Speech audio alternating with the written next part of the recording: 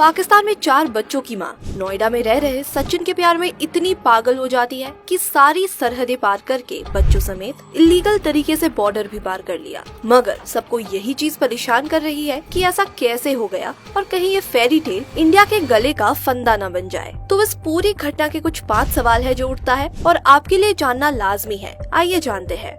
कहानी की शुरुआत होती है रघुपुर से 1012 किलोमीटर दूर पाकिस्तान के शहर कराची से, जब भारत में मोबाइल पर खेले जाने वाले गेम पबजी का जादू बच्चों के सिर चढ़कर बोल रहा था। कराची की तंग गलियों में रह रही सीमा, जिन्होंने ये गेम खेला और उसमें उन्हें प्यार हो गया ग्रेटर नोएडा के रहने वाले सचिन मीना से। पहले प्यार हुआ ऑनलाइन, फिर दोनों की पहली मुलाकात हुई नेपाल में। पहली बार मिलने पर ही दोनों 7 दिनों तक एक ही होटल रूम में रहते हैं और वहाँ पर दोनों शादी भी कर लेते हैं। शादी के बाद सीमा वापस पाकिस्तान लौट जाती है। सीमा की माँ ने तो वो सिर्फ 5वीं तक ही पढ़ी लिखी है और उसने जो रास्ता चुना था वो बिल्कुल भी आसान नहीं था, क्योंकि बिना पासपोर्ट और डॉक्यूमेंटेशन के उसने इंडिया जाने का फैसला किया था, वो भी अकेले नहीं, अपने 4 बच्चों के साथ। पाकिस्तानी महिला होने की बात जब वकील साहब को पता लगी तो उनके भी होश उड़ गए। जंगल में आग की तरह ये बात पुलिस तक पहुंच गई थी और सचिन को भी भनक हो गई थी कि पुलिस यहाँ तक आ सकती है। इसलिए उसने सीमा को घर से निकाल लिया, लेकिन सीमा को हरियाणा में पकड़ लिया गया। वहाँ से पुलिस ने दोनों को अदालत में पेश किया और अदालत ने दोनों को जमानत दे दी।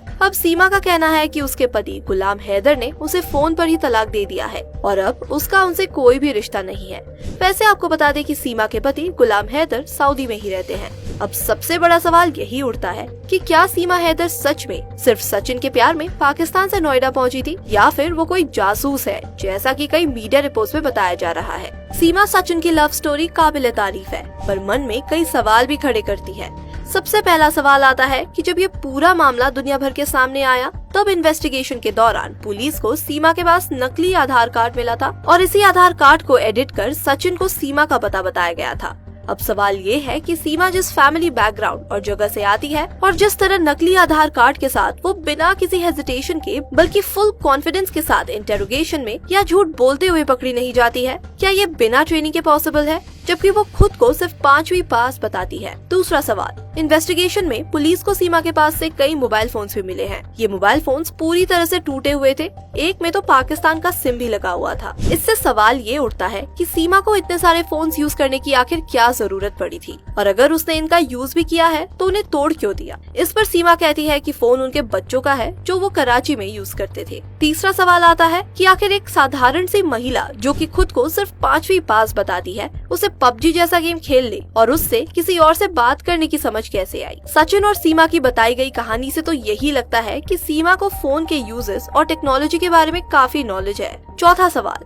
पुलिस को सचिन और सीमा की कहानी से ये भी शक है कि दोनों पाकिस्तान से इंडिया तक का सफर अकेले नहीं कर सकते। इसमें जरूर किसी का भी हाथ है, लेकिन अब तक वो तीसरा नाम सामने नहीं आया है। पांचवा सवाल उठता है सीमा के पास्ट लाइफ से। सीमा का कहना है कि उनकी शादी 2014 में जबरन गुलाम से कराई गई थी, जबकि पति गुलाम हैदर ने दावा किया है कि सीमा ने उनके साथ लव मैरिज की थी। तब परिवार की रजामंदी नहीं थी। बाद में जब रिंद बिरादरी ने उनकी शादी को स्वीकार कर लिया, तब सब ने इस शादी को स्वीकार कर लिया। अब सवाल यही उठता है कि आखिर झूठ कौन बोल रहा है। सवाल तो उन सिक्योरिटी फोर्सेस पर भी उठता है जिनके कड़े निगरानी को सीमा ने कैसे भेज दिया। आखिर सीमा ने बॉर्डर कैसे पार कर लिया। अब कुछ ऐसा भी सवाल है जिनका जवाब पूरा देश मांग रहा है। पहला सवाल ये है कि इलीगल तरीके से आने के बाद भी सीमा और उसके बच्चों को पाकिस्तान डिपोर्ट क्यों नहीं किया जा रहा, और अगर पाकिस्तान नहीं भेजा जा रहा तो उन्हें अब तक डिटेंशन सेंटर में क्यों नहीं भेजा गया, और सीमा के पति को क्यों गिरफ्तार नहीं किया जा रहा है, जबकि उसने किसी दूसरे देश की महिला को अपने घर में इलीगल तरीके से पनाह दी।